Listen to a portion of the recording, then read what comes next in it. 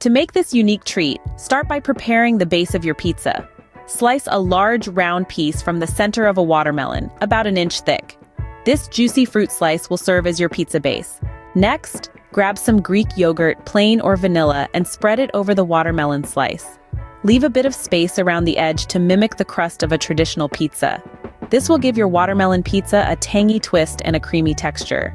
Now, it's time to get creative with your toppings. Arrange your chosen fresh fruits on top of the yogurt.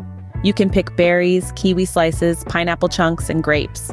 Go wild with your imagination and create patterns or simply scatter the fruits for a more rustic look. For the final touch, sprinkle fresh mint leaves over the top for an added burst of flavor. If you're feeling extra adventurous, you can add optional toppings such as shredded coconut, chopped nuts, a drizzle of honey, or even chocolate chips. Once your masterpiece is complete, carefully slice your watermelon pizza into wedges using a sharp knife.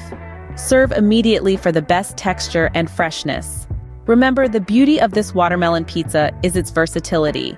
You can customize the toppings based on your tastes or what you have on hand. However, because it's best enjoyed fresh, make sure to assemble the watermelon pizza right before you plan to serve it.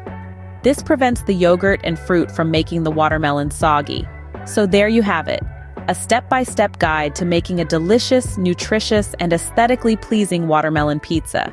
It's a refreshing alternative to traditional pizza, perfect for those hot summer days or when you're craving something sweet and savory. Plus, it's a fun way to get your daily serving of fruits, providing a plethora of vitamins and minerals. Please let me know in the comments below how this recipe turned out for you. As always, the recipe is in the description. Please like and subscribe to help Magnolia Moon reach 1,000 subscribers.